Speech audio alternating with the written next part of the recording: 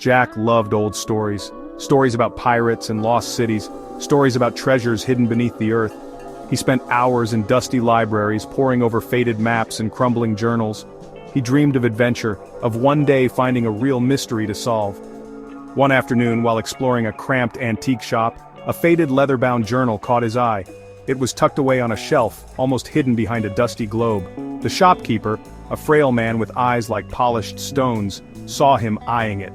$5, he rasped, his voice like dry leaves. A steal for a piece of history. Jack hesitated. $5 was a lot for him, but something about the journal called to him, a whisper of forgotten secrets. He paid the old man, his heart pounding with anticipation. As he left the shop, the setting sun cast long shadows, filling him with a sense of excitement. He had a feeling this was no ordinary journal. As he sat down that night in his small apartment, the weight of the journal felt heavy in his hands. With careful fingers, he opened the brittle pages. They crackled softly like whispers from the past. Inside, the spidery handwriting of a long-dead explorer spoke of a legendary lost oasis deep in the Sahara Desert. An oasis said to hold unimaginable treasures, guarded by ancient magic and forgotten gods.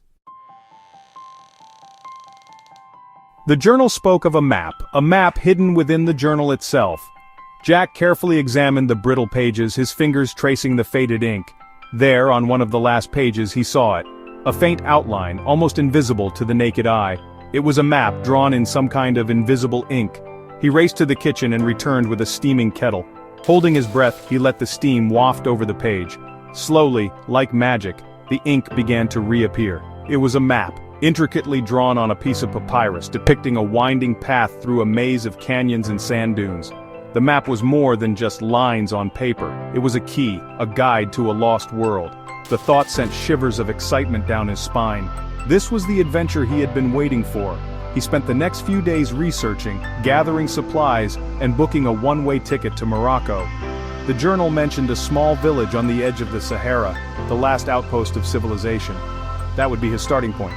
As he boarded the plane, the weight of the journal in his backpack felt reassuringly heavy. He was ready. The Sahara was vast, an ocean of sand stretching as far as the eye could see. The sun beat down mercilessly, turning the world into a shimmering haze. Jack, guided by the ancient map, rode atop a camel, his guide a weathered old Berber named Omar. Omar knew the desert like the back of his hand. He spoke little, but his eyes, sharp as a hawk's, missed nothing. They navigated treacherous canyons and vast windswept dunes.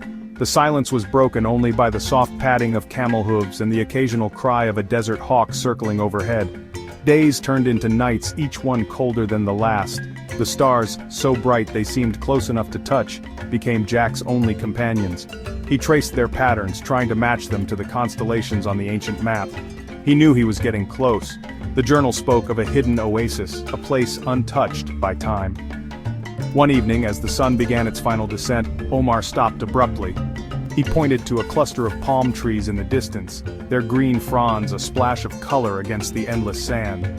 "The City of Whispers," he said, his voice barely a murmur. "It is said that only the worthy can find it."